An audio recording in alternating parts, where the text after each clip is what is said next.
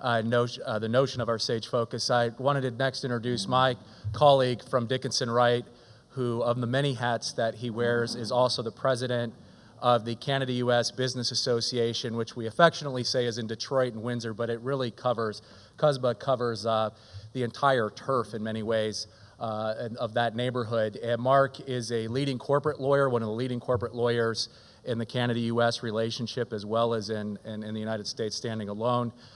He is educated here in the great state of Ohio at Worcester. He'll tell you all about College of Worcester if you want to hear about it. Went to Duke for law school, and then has now spent a significant amount of his career back at our mothership in Detroit at the Dickinson Wright home, and has been involved in the Canada-U.S. Business Association. And many moons ago, I teased Mark. I say he missed a meeting when we were reorganizing CUSBA, and he ended up the president a few years back, but has really taken that organization on and revitalized it, and it's become one of the anchor institutions in the Detroit-Windsor corridor. So without further ado, I turn it over to Mark, who then in turn will introduce our next panel.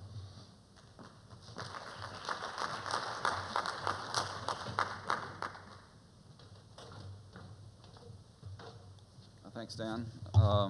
Great to be here. That's a little disconcerting. I think we'll probably all wish I'd brought some slides very quickly here. First, I want to dispel the myth that that street outside is named after me, High Street. That's not true. I was here for a year about 30 years ago, but it had already been named before that. So that's not me. So I'm here to talk, at least initially, about the Canada-U.S. Business Association and how it works and what it does, so that hopefully we can learn and from each other, all the different local groups. I think it's important to put us together. I think one of the unique things about the CUSBA group is that we're on the border. We are literally, I look out my window across the river to Windsor all day, especially when I should be working. But so I think that has an advantage and maybe a disadvantage in terms of having a cross-border entity. You know, it's not very special to be doing U.S.-Canada stuff in Detroit and Windsor. There's no desire to bring people together and talk about what's going on and talk about the homeland and all of that. You know, we do that all day, every day. But, you know, on the other hand, it's great to have the Canadian folks right there and to be able to put the two pieces together. As Dan indicated, we are in Windsor, Detroit, at least a little more broadly, Southwest Ontario, Southeast Michigan. We call ourselves sort of a cross-border chamber of commerce. CUSBA goes back 25 years. There was, I think, initially 3 groups put together under this name, one in Toronto, one in Buffalo, one in Detroit. The Detroit one is the one that has survived. But not easily. I'm not sure it was ever put together correctly to start with. It was just sort of a logo that you might pull out of the drawer when some minister was coming into town or something, have a lunch, and then slide it back in the drawer, and that was it. There was no continuity. There was no real membership. And then in 08 and 09, like a lot of things around the Detroit area, it just went away. I always thought there was some purpose for it, some need for it, and for whatever reason, the council came to me and said, okay, give it a shot. Let's see what we can do. Let's try to get this thing going in a different way. So we did that, as I say, about 5 years ago. Contacts that I had, contacts that I made through getting put in front of the U.S.-Canada Auto Dinner, which is a great event you ought to come along to, and volunteers, just people coming forward. So we've, I think, had a really successful 4 years. You take our mission, I guess, to start with, which we put together in a focus group that Deloitte helped put together and was very helpful with in doing. Our mission, you'll see it on our website, is to help cross-border businesses prosper by providing resources, connections, and education to our members and the Canada-U.S. business community. So you can see it's a real economic focus, but trying to bring people together and educate and communicate. So That's sort of driving what we do. How we do it, generally speaking, we are at this point pretty event-driven. We have 3 or 4 events a year. Generally luncheons, generally in Detroit. We certainly get to Windsor at least once a year. The attempt there is, for the group, is to raise visibility of the group, establish continuity so people know we're here and know we will be here, and to build a little bank account to provide us with resources to participate in things. We started with Governor Snyder and then Consul General Roy Norton talking about the bridge in front of 150 people at the Book Cadillac in downtown Detroit, which was a great kickoff. I was, thrilled that the bridge, we talk about the bridge, that's the Gordie Howe International Bridge, the new bridge, that of course the old bridge has been fighting for so long. But Consul General Norton and the governor there was a referendum on the ballot to try to stop the new bridge, and they were able to use our forum as a way of telling the story in a big way in downtown Detroit to keep that going, to defeat the referendum. So that was a great kickoff for us. Since then, as I say, 3 or 4 events a year. We've had people like Deputy Prime Minister Manley come through, who was very entertaining. Governor Engler,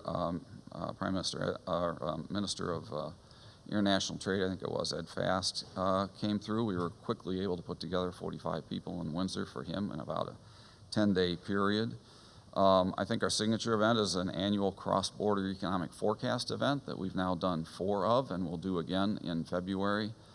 We hold that at the Detroit branch of the Chicago Fed and bring in one of the economists, generally chief economists from one of the Canadian banks, and then use one of the economists from the Fed to talk about what's going to happen in the coming year, what their prediction is. That's been really successful for us. We've had Scotiabank, TD, a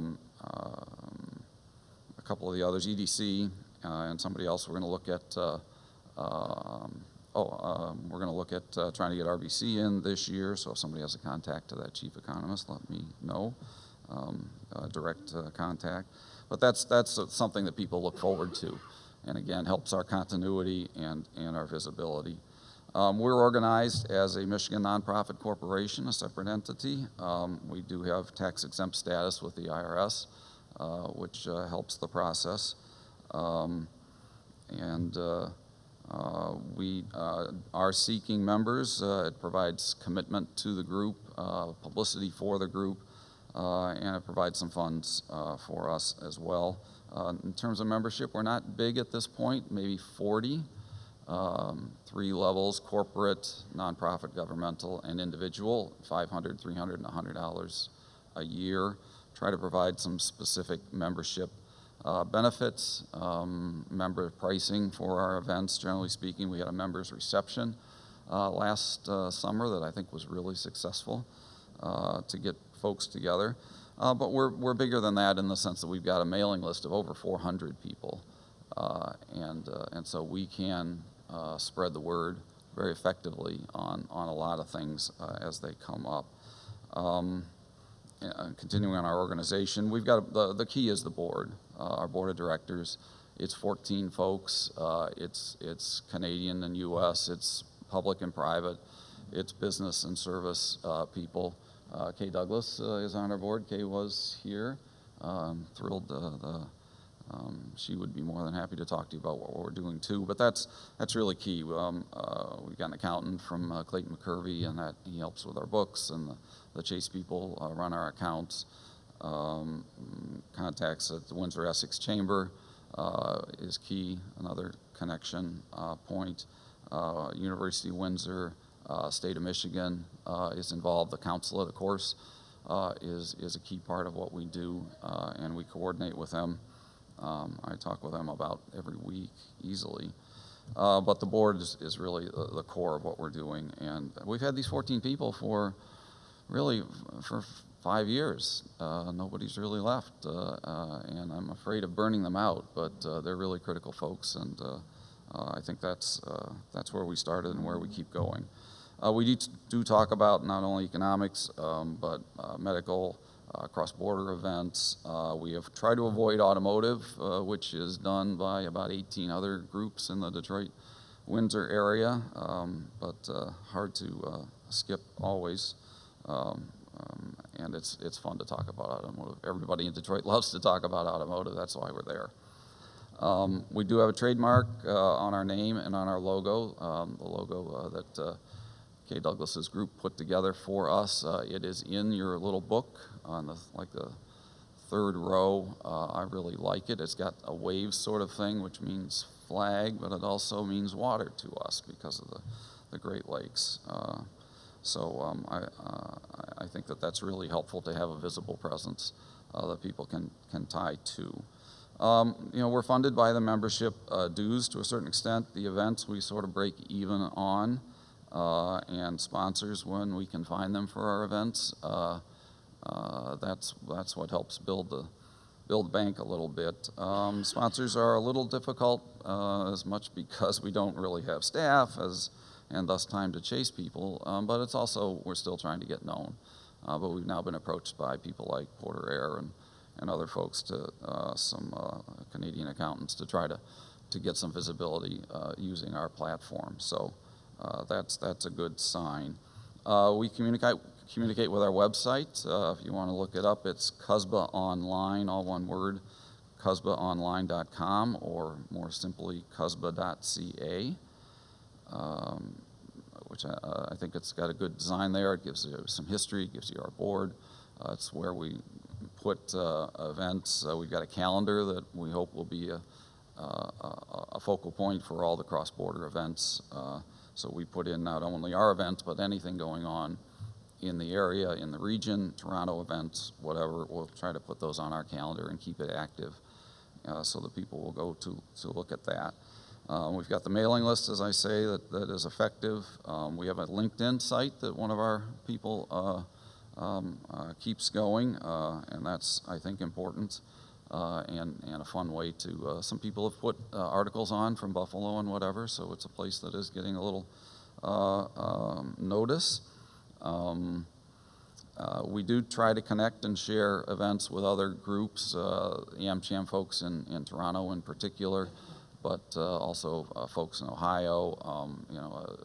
I see Kathy here. We're communicating with her, with the Michigan State people. Anne Marie is here, I think, somewhere this week, and that's really critical to try to tie folks together. I hope this event will help allow that to be done on a more broad basis, of course. I even have a little Twitter account that I don't really use. It should be a CUSBA account, but nobody's quite figured that out yet.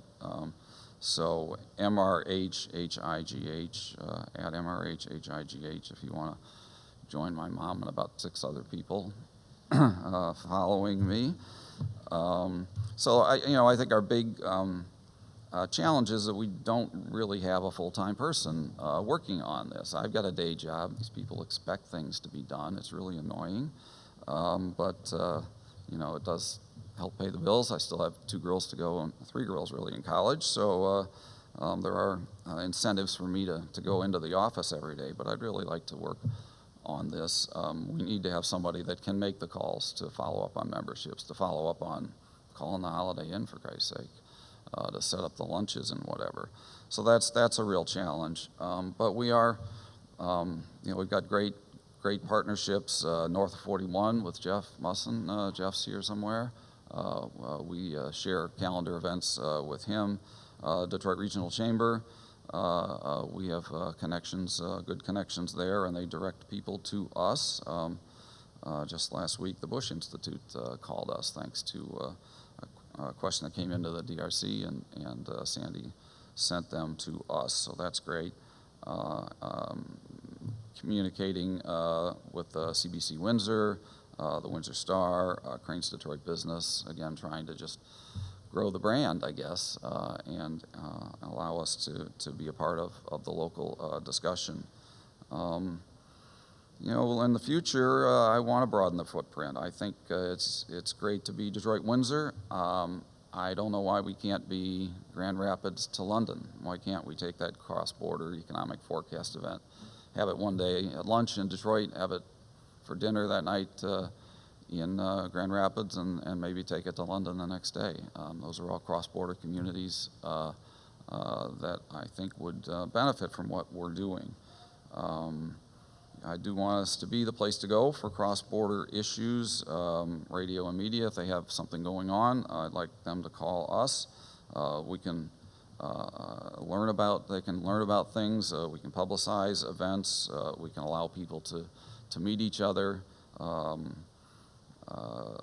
know, Nick Nanos, he's got some cross-border oriented study he's been doing. He ought to announce that at a CUSBA event, and then take it to Columbus, and take it to Raleigh, and take it to wherever.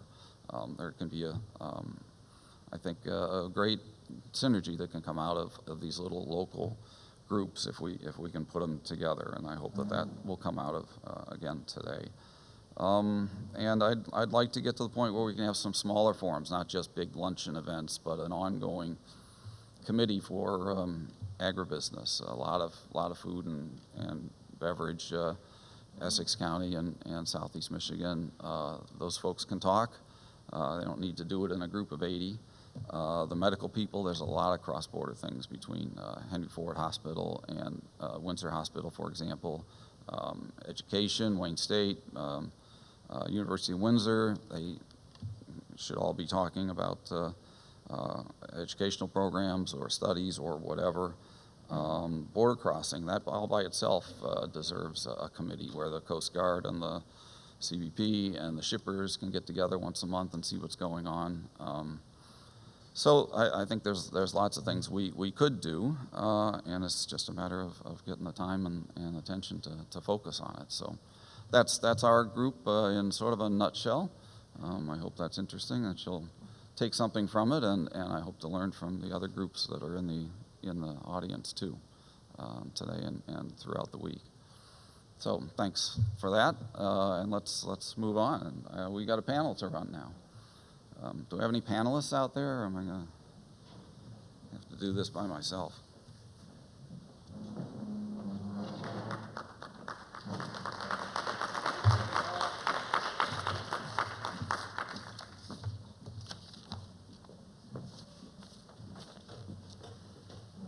Let's just take chairs, I think. Scott, man, nice to see you.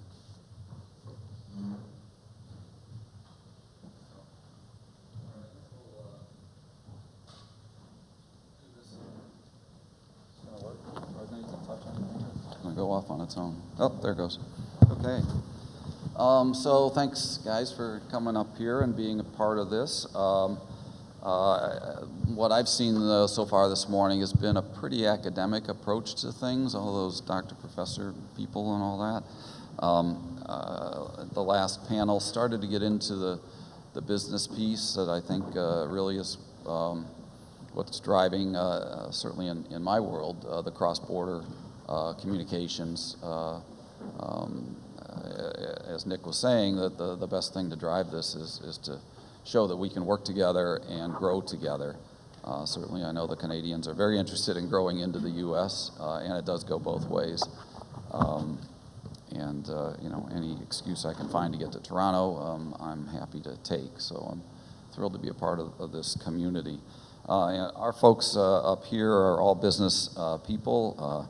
My good friend Scott Buer, is that right? Yes, Scott, good to see you here from Bionics in Toledo.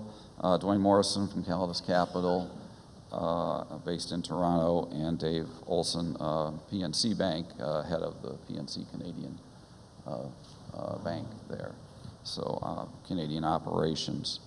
Let's just have each of you introduce yourselves, if you would, and we can go from there. Okay. I'm Scott Buer, Vice President of Sales for Bionics. We're a medical device manufacturer located in Toledo, Ohio, and we export to 57 countries. My name is Dwayne Morrison. I'm Vice President with Caldas Capital, as Mark mentioned, based in Toronto.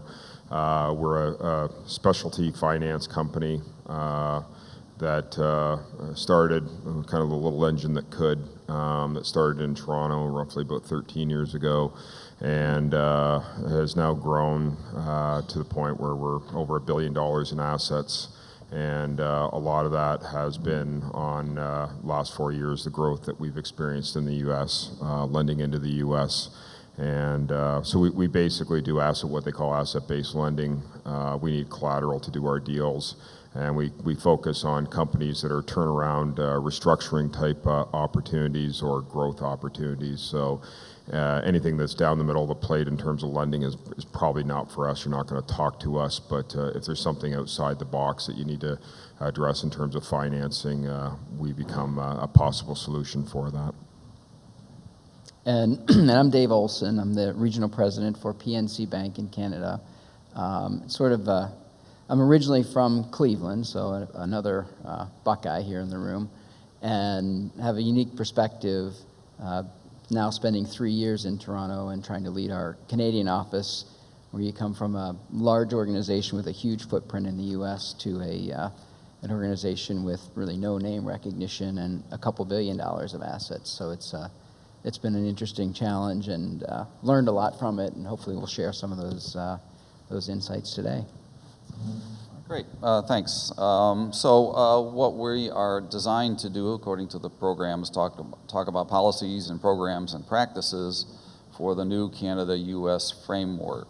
And I take it from the way the panel was put together from a business perspective. So I guess we can start with what programs, what policies are you dealing with, and are they working or not at this point? Dave, you're sort of a U.S. company going into Canada. Is that an easy thing to do, or? Yeah, I would say it takes us a little bit of, it's been a bit of an adjustment for us as a company. We've been in Canada for a while. I've only been there for 3 years now, but the regulatory environment is very different for U.S. companies as they go in. We find that the bureaucrats in Canada are there's a lot more collaboration, a lot more discussion. It's a more constructive relationship in a lot of ways. We've also found the country is relatively easy for us to navigate. We spend a lot of time at it, but we're able to build relationships and connectivity through our regulators, through different government officials, to really understand what we need to do, how to comply, and how to keep our operation growing and help in a constructive way. We find, I think I'll use Nick's terms, people, goods, and investment. We find from a movement of people, it's pretty good right now. We don't generally have many challenges getting folks in or out, but they do come up.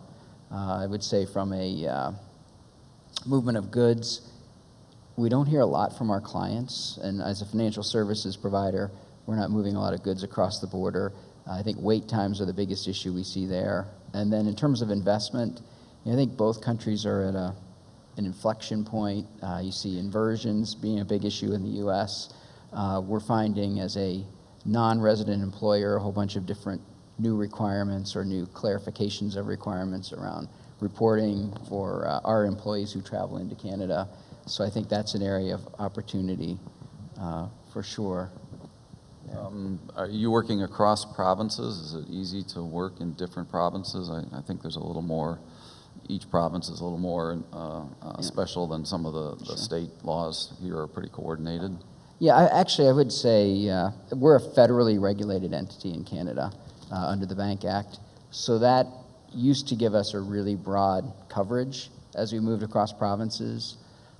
Lately, there's been an increasing emphasis and some court rulings that increase the level of scrutiny at the province level. So there was the Marcotte decision, which is a credit card decision in Quebec, that has really increased the prominence of provincial regulation versus federal regulation for us. So I think that's actually an area of increasing burden for us.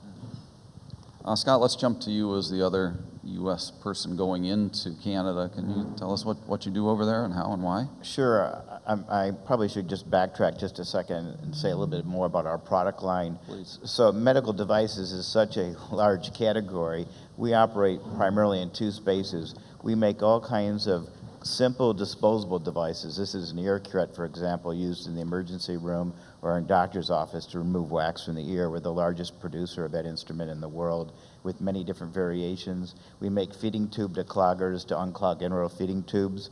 So rather than spend $1,200 to replace the feeding tube, you can spend a couple bucks and clean it out. It's much more convenient and safer for the patient. We have a radiation therapy division that makes positioning equipment for radiation therapy centers. So when you have cancer, you can have surgery, chemo, or radiation. When you're going through radiation treatment, you really don't want the patient moving around. It's like delivering a cruise missile to the tumor, and you want to hit the tumor, not the surrounding tissue, and cause collateral damage. So that's our space. Canada is our single largest export country. Sales of our medical technologies, the plastic disposable devices, we've doubled in the last 4 years. In the radiation therapy space, our sales haven't grown nearly as quickly. I don't think we've got the right partner for our distribution in Canada in that product line, and also there's a little bit more regulatory issues in that category. The kinds of things that we see that are working, no doubt about it, is NAFTA. You know, you hear these stories of factories that shut down in the United States and they start up in Mexico, but I've never read an article of a factory that shut down in the United States and had to move to Canada. You don't get that kind of political backlash. I mean, you have two economies here that are largely very similar in terms of their operating cost structure. You have similar philosophies. Any company in the U.S. that wants to start exporting should really begin with Canada. You know, they've got money and they're close, and that's why they're such a trading partner. So NAFTA has definitely worked. We benefited from NAFTA. Logistics, you can easily ship into Canada. We use UPS World Ease, which expedites things through the customs clearance. Credit assessment and banking, it's all about extending credit to customers. We extend credit to customers in Canada on the same terms as we do in the United States. It's easy to verify credit, so that facilitates trade. The distribution is well established in Canada. Many of our U.S. distributors also have operations in Canada and vice versa. So if you sell into the distribution channel, you can get your products into the hands of customers.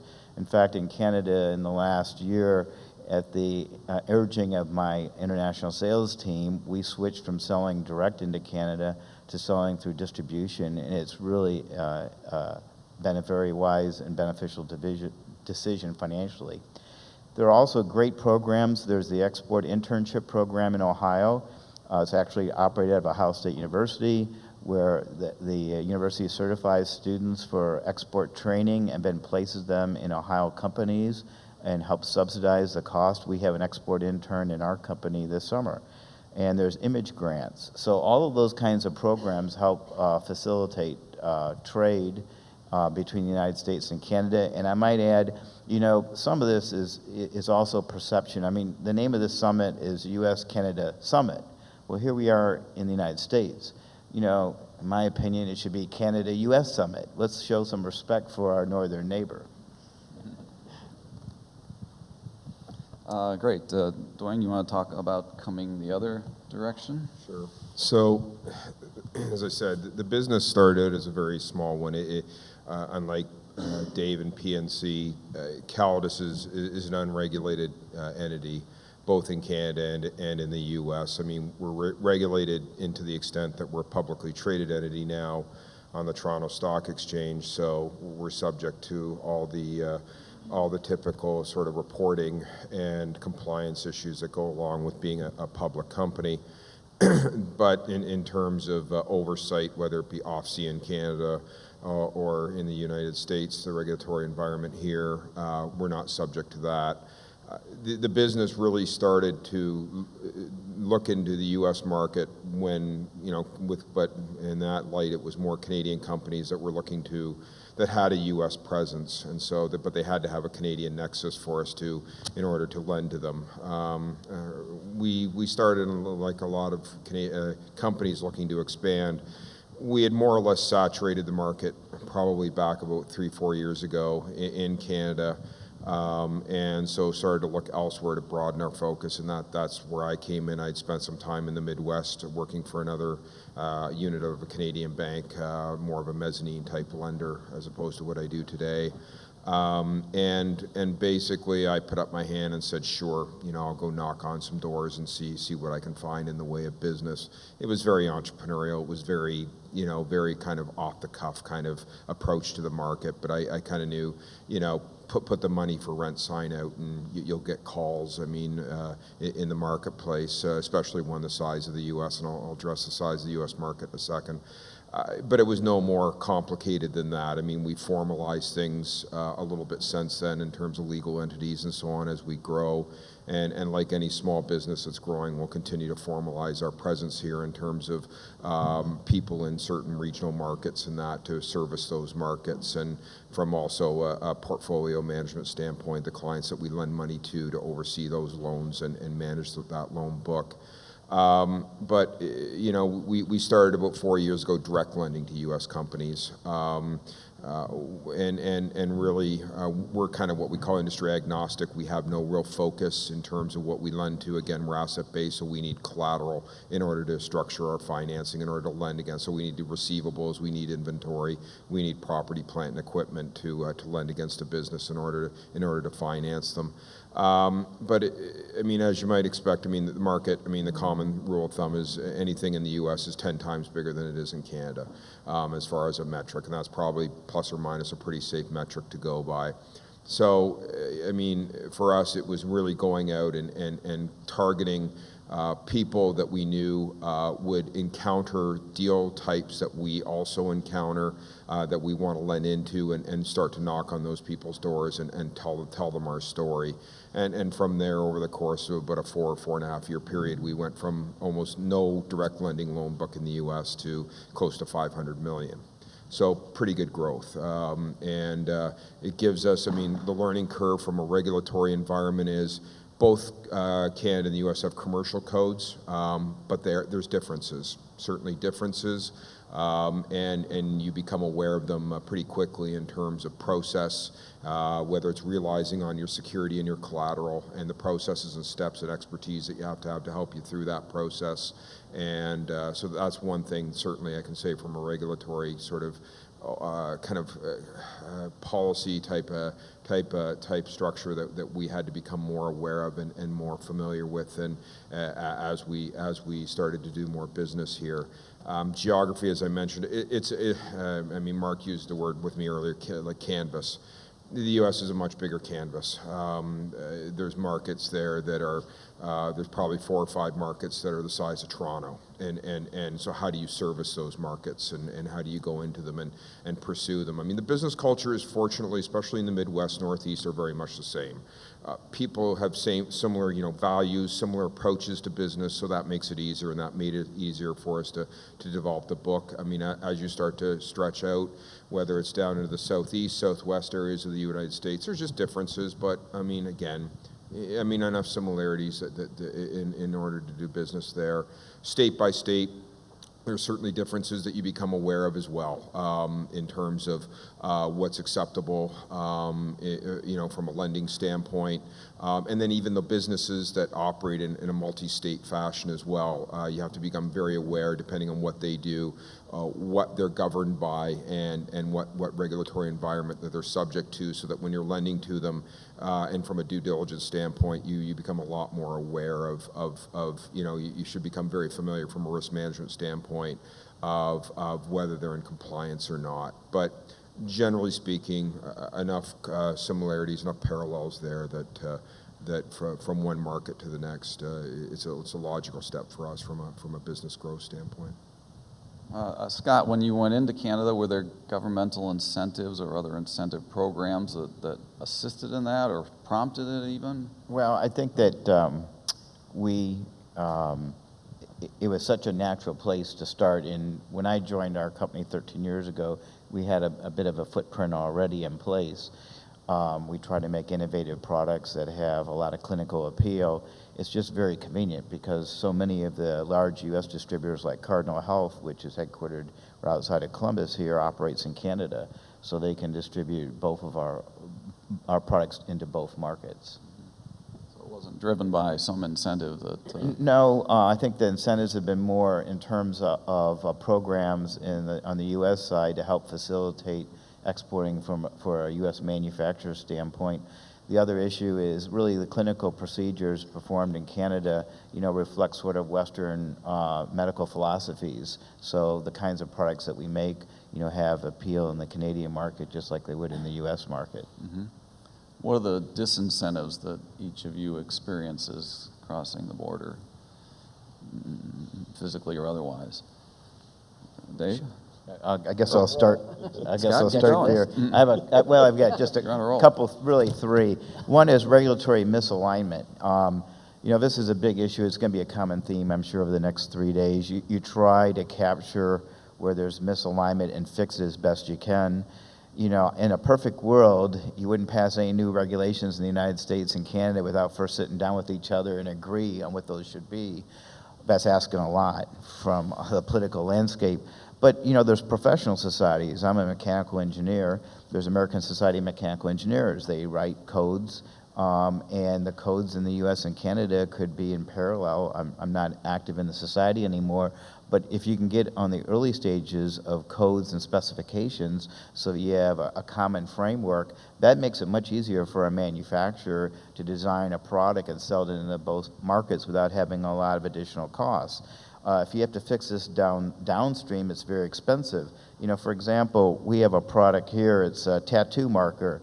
And when you undergo radiation therapy treatment, it used to be that there was no product out there for putting these little black dots to line up the laser of the linear accelerator with the patient. And so there was a lot of unhealthy jury-rigged solutions out there with not very good sanitary hygiene aspects to them. So we engineered a specific product. We sell quite a bit of this in the United States. It's 25% of our sales. This product line didn't exist 3 years ago in our radiation therapy division. The amount of volume of the sales potential of this product in Canada almost exceeds our Canadian sales for our company, as reported by our distributors in Canada. But there's a different regulatory environment for this product, and our company has to spend $75,000 to up our ISO standards to 13485 so we can sell into Canada, because this regulatory misalignment between how the FDA views a product like this and Canada Health views it. So, this is a real issue, and it has delayed the launch of this product into Canada. The patients in Canada don't benefit from this, and we'd had more people we'd be hiring if we were able to sell a product into that market that has this kind of sales potential. Of course, as the VP of sales, I measured under one metric only, sales. The other area I would say is exchange rate volatility. Two other areas. Exchange rate volatility. I mean, you had a 50% swing in the value of the Canadian dollar over a year. I mean, that is huge. Most manufacturers don't have margins that can absorb that kind of volatility. And so if you're a SME, small, medium enterprise, you have two options. Either you give pricing concessions to your Canadian distributors to maintain your market share and absorb a lower profit on those sales, or you hold your pricing and let your market share decline in Canada. If you're a large company with production facilities in both Canada and the United States, you have more options. You can shift production between the two markets depending on the currency swing. So reducing currency rate volatility, it would be a huge factor helping cross-border trade. The other thing that comes to mind is making it easy to travel between the two countries. Where there are bottlenecks in getting across the border, across this very long, 3,000 mile plus border, we need to fix that with the infrastructure and the personnel at the border 'Cause you want you want people to be able to move quickly and goods move quickly between the two markets to increase trade. You know, I think Dave might be able to help you with that foreign exchange issue. Yeah, we You can guys manage that one for you, I might hope. talk about that afterwards. Get your card afterwards.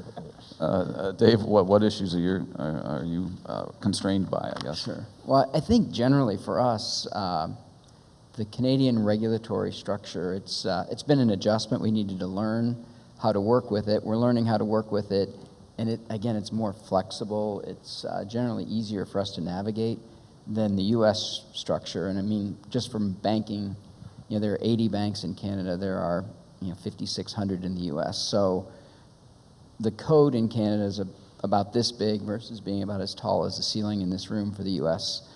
Banking regulations. So it's easier to navigate in a lot of ways, but I think the concern that we're starting to see is that the government of Canada is starting to head in the same direction as the U.S. in a lot of ways. Typically, we've only dealt with one regulator in Canada. Now we're seeing two other regulators that are at our door for different issues. And they're probably, even within the country, a little bit less coordinated than they have been historically. So I think that's an area of opportunity for us.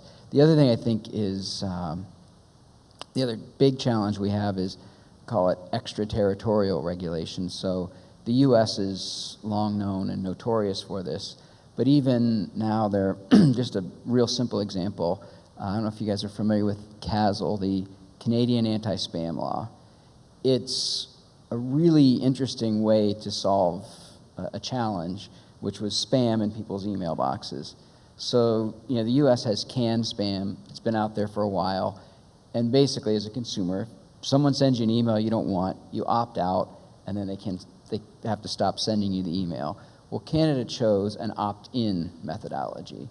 And to make things even a little bit more complicated, it essentially governs every email that goes into or out of Canada. Well, and as you guys know, when you send an email to someone, you don't necessarily know where they're sitting at that moment in time. It's not that we have big fines or big challenges or anything like that. It's just that it's another regulation, and then what levels of protection do you as an organization need to put in to make sure that you don't violate that statute? So we find things like that where extraterritorial regulation gets really tricky. The U.S. side, it's sanctions laws, and our favorite country that I guess the U.S. is starting to form relationships now with in Cuba causes us a lot of difficulty as a U.S. company doing business in Canada, and there are regulations on both sides of that in terms of how we need to address that. So I'd say those are sort of the areas that we see challenges now, but overall we find the climate to be pretty hospitable in Canada. But then the other side is, the U.S., once it gets too hospitable, i.e. tax rates, then you have new inversion rules that come into play. So it's kind of a constant ebb and flow. Yeah, I would just mention an impediment that I see in my practice, and we deal with this with Calidus and others that are coming over to do business in the U.S., which is that the Canadian tax regulators I won't get into the details here, but they don't recognize the most, in a tax efficient manner, the most popular way of organizing companies in the U.S., which is the limited liability company. And that just causes all sorts of problems, and you start using funny structures, requiring people to be C Corps so that there's double taxation where there doesn't need to be, or even going back to the old general partnerships or limited partnership forms that we haven't used in 30 years. The accountants sometimes want to use that structure, and that just makes it very hard to set up companies in an efficient manner when you're coming into the U.S. with a Canadian connection. So, Sounds like a business opportunity for Dickinson Wright. well, to a certain extent, but we'd rather do more productive things. So I don't know. Dwayne, are you held up by something in particular you want to complain about here? Yeah. In terms of movement of people back and forth, I mean, that's really the good we're selling as a business is the people. No, I mean, I think the movement of people has been relatively pain-free. I spend easily probably 75% of my time in the U.S., and so much so that my wife thinks I have a second family here.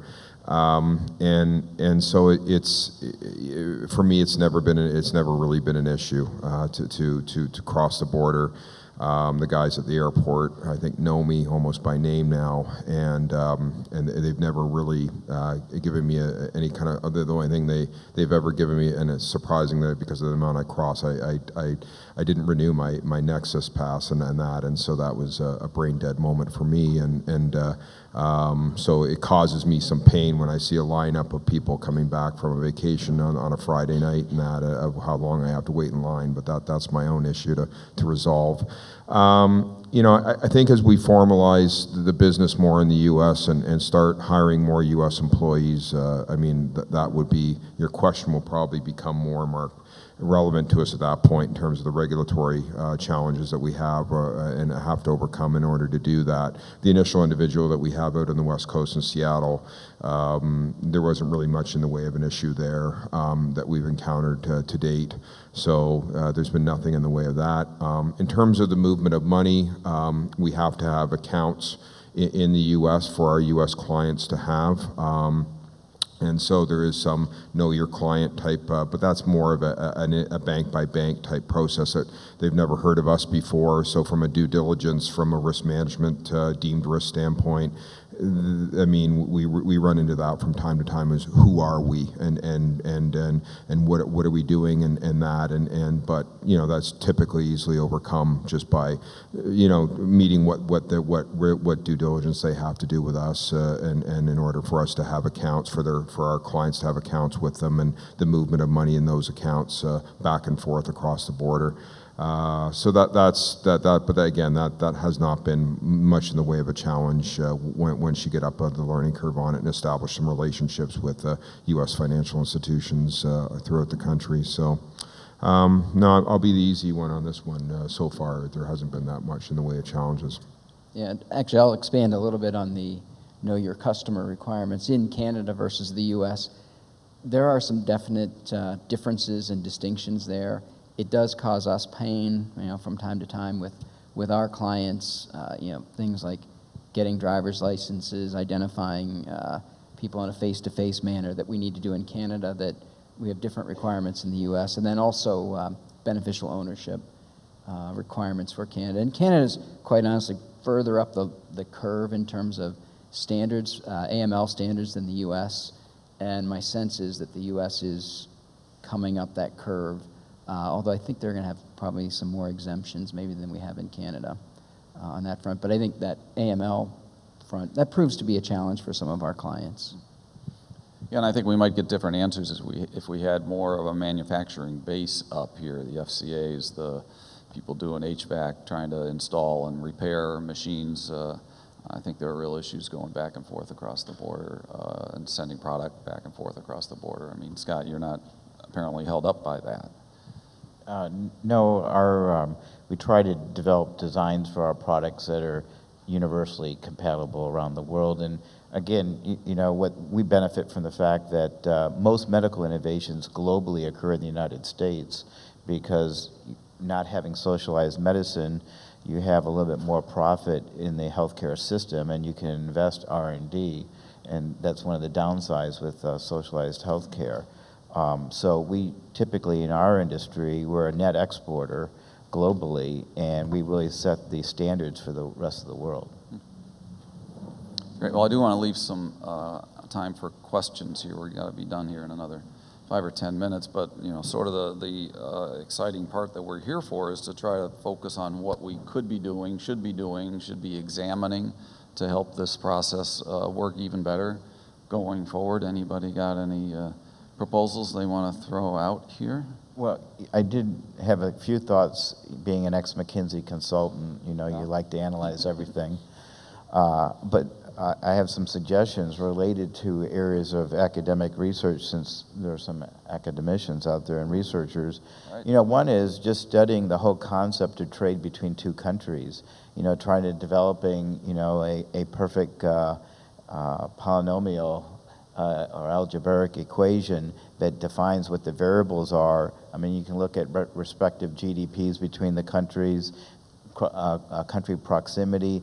If you could develop an equation of this and try to back it up with the empirical evidence to prove the validity of your equation, it'd be interesting to know what's the potential. What I'm trying to get at is what's the potential for maximum trade between the U.S. and Canada, and that might, attract the attention of politicians to help try to come up with policies that bridge that, so that you can have more people working in your respective countries.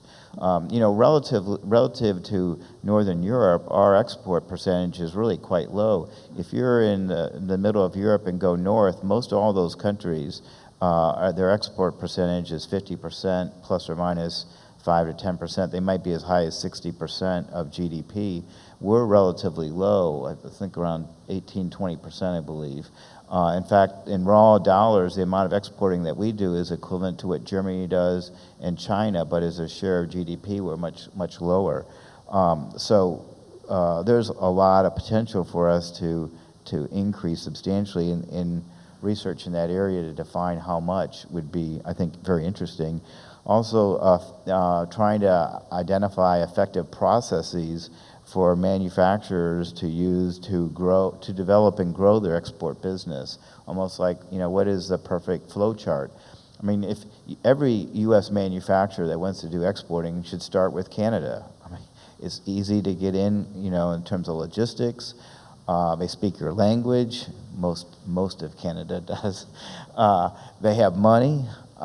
They're close. I mean, what's not to love about Canada? And so, you can get your feet wet there and then learn from your Canadian experience and then jump over the pond to Western Europe. So academic research helping particularly SMEs learn the process of exporting, and I think would be very beneficial to the economy overall. Dwayne? I mean, the only thing I'll add is just in terms of our own experience with, and it's really more of an enforcement type issue in terms of collateral and security. We do find the bankruptcy code in the U.S. versus what they call CCAA in Canada. The differences there are probably what's been most kind of striking to us. And I mean, there's probably advantages and disadvantages to both in terms of as a lender in enforcing your rights in each jurisdiction under each act or code. And so for us, what we found in the U.S. is it is a longer process. Unsecured creditors and their rights, in particular, in the U.S. are much more, I guess, strongly or at least respected as opposed to what they are in Canada. And so that often causes us a great deal of extra time and money and expenditure in order to enforce those rights. But, beyond that, I mean, now that we understand it and we have appropriate counsel and so on in navigating that, it's not become as much of an issue, but it still is an issue and it reflects in our lending and advance rates and everything else, because we have to build in more costs for that in order to, if we ever have to enforce our security, to make sure we have enough of a buffer in terms of what we're lending against assets in order to recover those assets, because we know generally the cost is going to be higher in the U.S. than it is in Canada. Dave, thoughts? Sure. I think Nick really kind of hit the ball out of the park earlier in terms of my recommendations. It's just that we've all got to come together as a community and really put together tight messaging on cross-border trade. I think the challenge is there are so many organizations out there that we don't always present a consistent message and also a clear, simple message. I think, 3 points. That's a very McKinsey thing to do, but there's a reason they do it, right? Because it works. So I think the idea of having 3 points, consistent messaging, and getting more of these groups tied together. I know in our experience in Canada, things like the Canadian Bankers Association, when we hit a wall, we can't make any progress on an issue, we bring the industry in, and amazingly, we start to make some forward progress. So I think this is no exception here. I think it's just bring everybody together, consistent messaging, and clear, concise messaging. Okay, great. Well, let's get some questions here before I'm getting sunburned, I think, up here, so we don't want to be up here much longer and get you guys to lunch. But are there questions that people want to explore with our panel here? Eric? Yeah. We'll talk.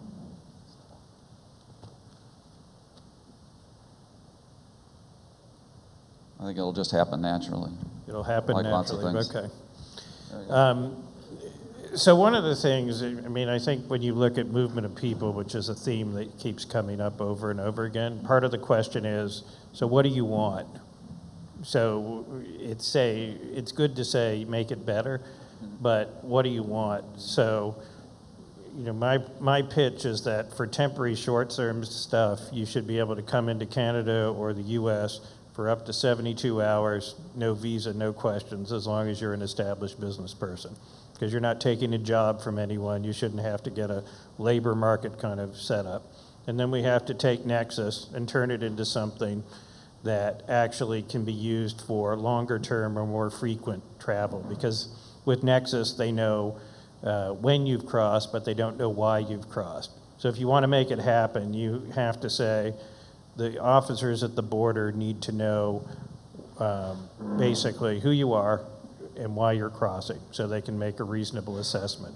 So to drill down on the movement of people stuff, you know, here's the 3 proposals within that area that we want to move, because that's what it's going to take to start to get the governments interested. Is there's going to have to be, it's good to have the Twitter message, but I've done plenty of meetings with lawmakers where they say, well, okay, what do you want exactly? So when you have those 3 points on each of the 3 points, then you get somewhere.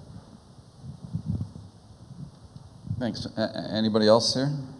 Oh, here we go.